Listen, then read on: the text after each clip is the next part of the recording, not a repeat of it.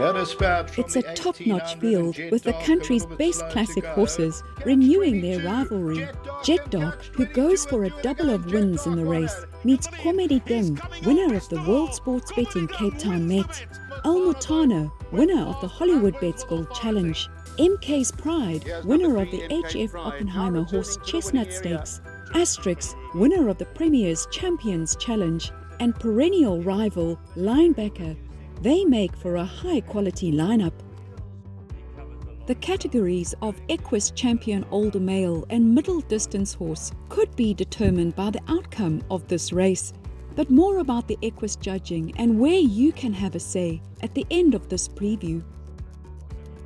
Dual Lomeran's Queen's Plate winner, Jet Dark, was somewhat overlooked in the Hollywoodbets Durban July, but like the good horse he is, proved his detractors wrong, coming with a great run to finish second. He's the highest rated horse in this race and goes for back-to-back wins. Jet Dark is in great form at home.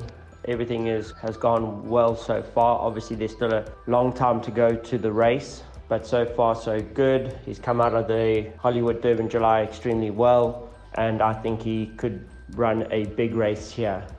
At weight for age terms, he's a lot better off than he was in the Hollywood Durban July, where he gave weight to the whole field. So we are hoping for a good positive run here.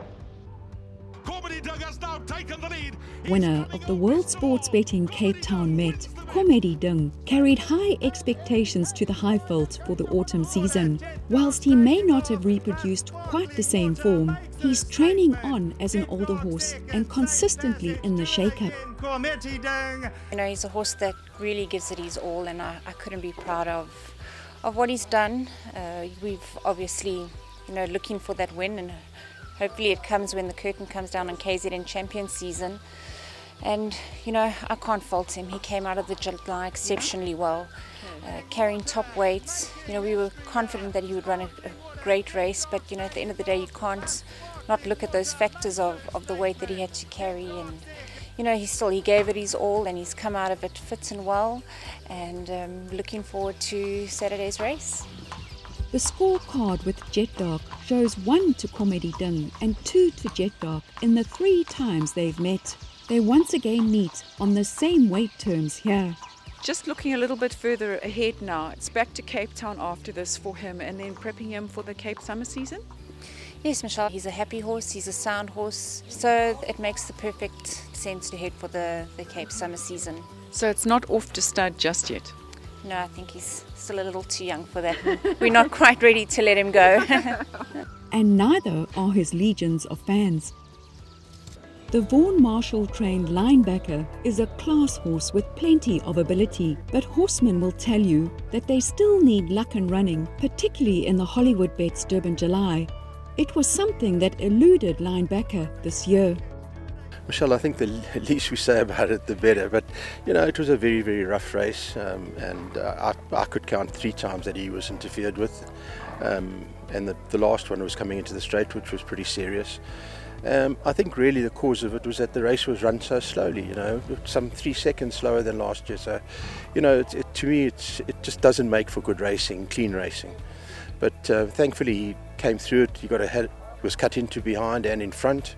But, he seems to have recovered pretty well, so we're all set for Saturday. And his work being good coming into this race? Yeah, I think it's been up to his July standard, and, he certainly thrived since the July, and we're just very hopeful that there's going to be a decent pace in the race. I think we all are, and just looking at the field, it's not the biggest field, but wow, it's jam-packed full of good horses. Oh, definitely, and that's what I think sometimes we lose sight of. Having a big field is good for toe turnover, but not always good for racing. It's a super field. I think there are 11 runners in the race, and I think you'll see a cracking race. Mike de Kock is having a season to remember. As a seemingly cautious optimist, he goes in search of a further Grade 1 win, this time with Muthana, winner of the Hollywoodbets Gold Challenge in June. Fast and wins with authority. Muthana then lined up in the Hollywoodbets Durban July. You're in a very good race, actually. Then, from the draw, we were always going to just drop him out and just see if he could run at them. He ran on very well. He ran a good race. No complaints. Will the 1800 suit him better? His run in the mile was against the same field was a very good run. Obviously, winning it. Again, I think the mile is his best distance. The 1800 should suit him. It shouldn't be a problem. But he's well. I think he's going to give a very good account of himself. The Koos and Kale-owned mk'spride won the HF Oppenheimer Horse Chestnut Stakes over the Turffontein Mile in April. Finding the 2000 marginally too far in his next start, he came back down in trip again in the Hollywoodbets Durban Challenge. Jumping from the widest door gate and using up some early speed, he was game in defeat. He's going 200 metres further, but has a slightly better draw at 6th. Yes, he should have an outside chance. He's, I think it's ideally distance suited. He won a mile, and I think the 2000 was just a little bit too far for him. But 1800 at Greyville should be right up his alley, and I think if there's no pace, or if there is a pace, it will suit him. He's versatile. He's got Muthana on him. He could be drawn a little bit better, but it might suit him. He won't get cramped on the inside. He's in a very good space at the moment, and let's hope he breaks the Natal drought for him. He hasn't won yet. He's run good places in Group 1 races, but he hasn't won yet. Let's hope he can go one better. Like many out-of-province horses, Russian Rock has come well in KZN's warm winter climate.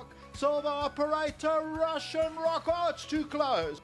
With 2 credible runs in the IOS Drill Hall Stakes and the Hollywoodbets Gold Challenge. Yeah, he's a nice type of horse, nice galloping horse. He won the Guineas, and he ran a very good race last time in the Gold Challenge.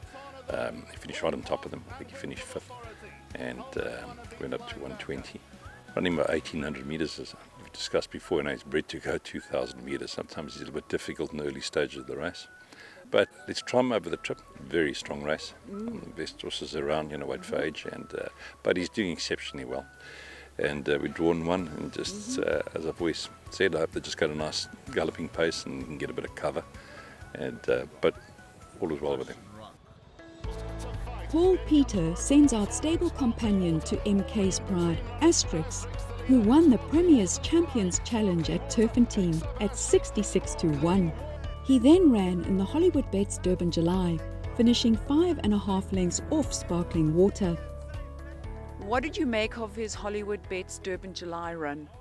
I think it was an excellent run. He was drawn badly. He cut throats a little bit. There was horse cutting throats with him. He raced wide, and to just finish just over 5 lengths off them, I think it says a lot for him. He loves Greyville. He loves the Jane Natal. He's doing well. He's eating well, and he's nice and sound. And I'm hoping for a nice placing. From the stable of Candice Bass Robinson comes Peninsula Handicap winner Fire Alley. He sprinted up, winning a hybrid stakes over 1200 metres at Kenilworth in May before travelling up to KZN. He's had 2 outings here, finishing 6 lengths off Airways Law in the Hollywoodbets Dolphins Cup trial and one-way traffic in the Vodacom 2200. Crown Towers has been a consistent winner over his 4 seasons of racing, being effective up to Grade 3 level. Crown Towers will win.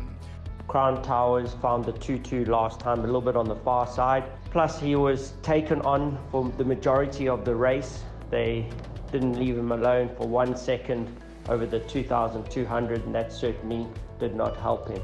In this type of small field, you'd think he'd get a little bit of an easier lead and might have a small place chance, but there's not much else to run him in, so we're using this race purely because of his merit rating. There's very little other options for him to race in. It looks like a competitive field, even though it's not the biggest field. Yeah, it's a small field, but very, very competitive. Jet Dock, obviously the horse to beat. smart horse, one of the best in the country. He's obviously the horse to beat, but in saying that, we'll be happy with placings.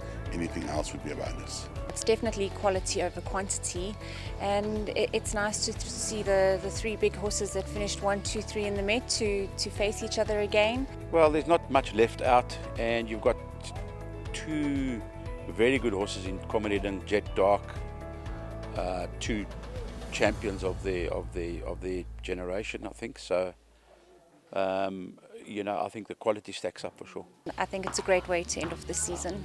Back to the Equus Awards and where you can have a say. From this season, a new system of deciding our champions has been based on a version of the UK's Cartier Racing Awards.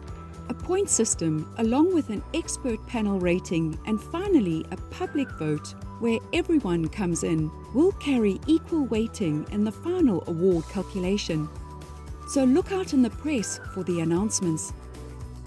Thank you for watching, and if you've enjoyed this preview, like us on Facebook, follow us on Instagram and Twitter, and hit that subscribe button on YouTube whilst you're about it.